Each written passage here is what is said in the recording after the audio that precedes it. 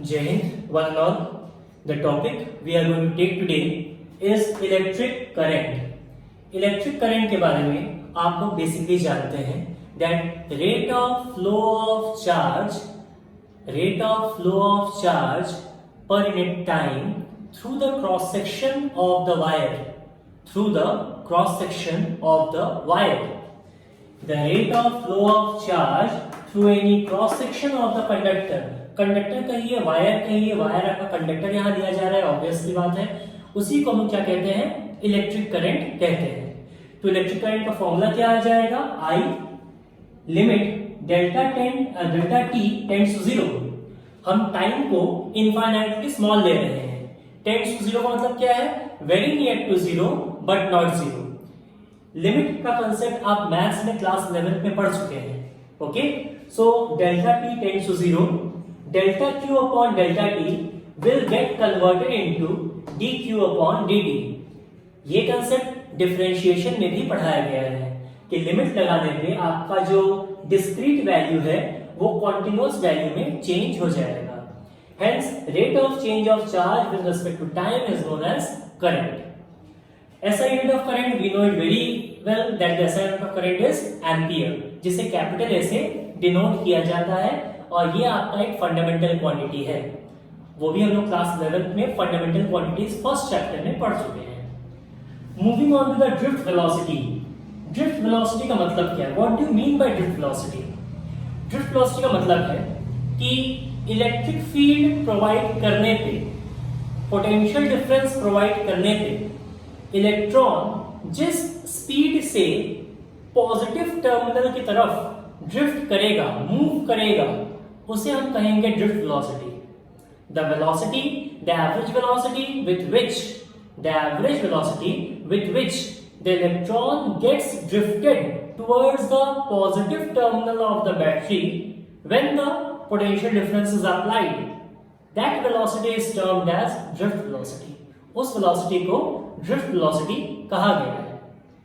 तो यहां पे इनिशियली हमारे पास एक कंडक्टर है जिसमें फ्री इलेक्ट्रॉन्स एग्जिस्ट करते हैं. फ्री इलेक्ट्रॉन्स रूम टेम्परेचर पे रैंडम मूवमेंट में है. फ्री इलेक्ट्रॉन्स रूम टेम्परेचर पे रैंडम मूवमेंट में है. अगर वो रैंडम मूवमेंट में होंगे दैट मींस U एवरेज कितना हो जाएगा? U1 plus U2 plus U3 plus U4 up to UN upon N should be equals to 0 होना चाहिए. अगर वो रैंडम मूवमेंट में है दैट मींस U एवरेज की वैल्यू क्या हो जाएगी? 0 हो जाएगी. ये सारे वैल्यूज आपके किसमें हैं? वेक्टर्स में हैं. हम वेलोसिटी की बात कर रहे हैं तो ये सारे वैल्यूज आपके वेक्टर्स में हैं, इसकी वैल्यू 0 हो जाएगी. बट जब हमने पोटेंशियल डिफरेंस अप्लाई किया, तो electrons will get directed towards the positive terminal of the battery. Electron जो है बैटरी के पॉजिटिव टर्मिनल की तरफ डायरेक्टेड हो जाएंगे, सारे के सारे इलेक्ट्रॉन. नाउ हम लोग इलेक्ट्रोस्टैटिक्स में ऑलरेडी पढ़ चुके हैं कि जब भी इलेक्ट्रॉन यूनिफॉर्म इलेक्ट्रिक फील्ड में रखा रहता है वो एक फोर्स एक्सपीरियंस करता है और उस फोर्स की वैल्यू QE होती है. Force experience by the electron in uniform electric field is equals to QE. Okay, force का बेसिक फॉर्मूला MA भी होता है.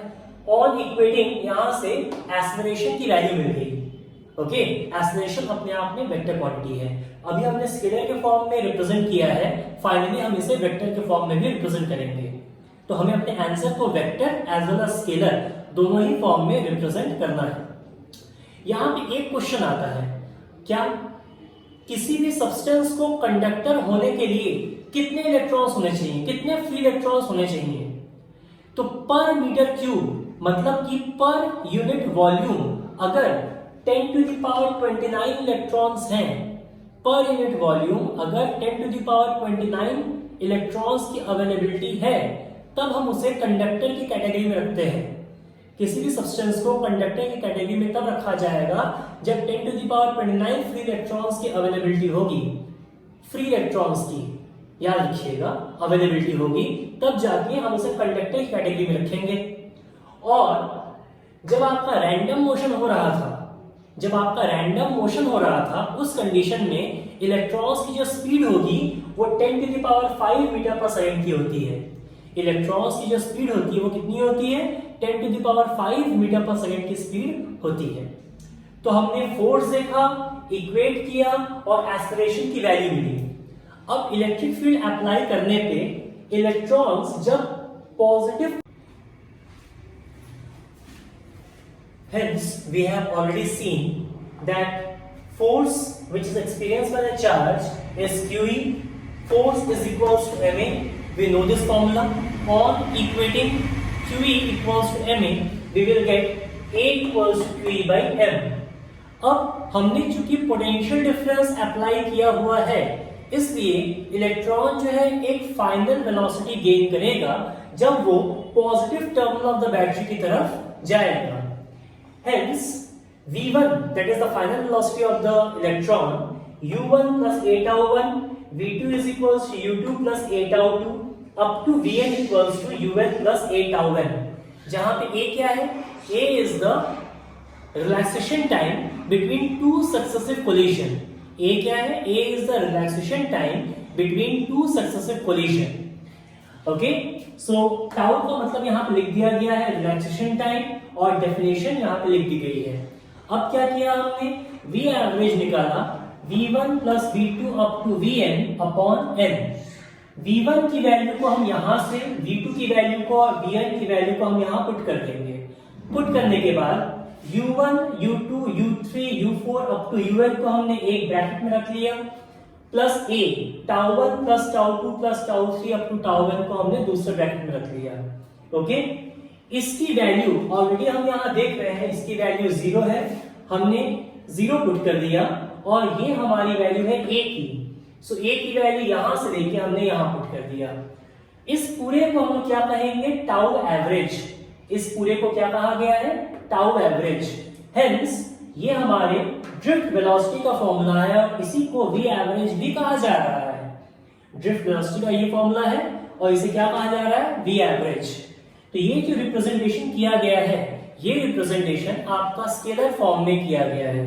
अब अगर हम वेक्टर फॉर्म की बात करें तो in vector form what we can write, vector form में रिप्रेजेंट करने के लिए VD is equals to V average is equals to Q is equals to N ही होता है। N की वैल्यू यहाँ पे हम 1 मान लेंगे। E with a negative sign, vector sign है इसका साइन कन्वेंशन लेना पड़ेगा। E tau average upon M, this is the representation in vector form. ये हमारे वेक्टर फॉर्म में रिप्रेजेंटेशन है और ये हमारा स्केलर फॉर्म में रिप्रेजेंटेशन है। Don't get confuse about Q, यहाँ पे Q इस्तेमाल किया गया है, यहाँ पे E इस्तेमाल किया गया है, इसको लेके कंफ्यूजन क्रिएट मत कीजिएगा, मीनिंग आपका सेम है। तो हम अगर VD is equals to V average scalar form में लिखें तो ये E tau average by M आएगा। Okay, so the meaning remain same, meaning जो है वो आपकी सेम ही रहेगी। Thank you.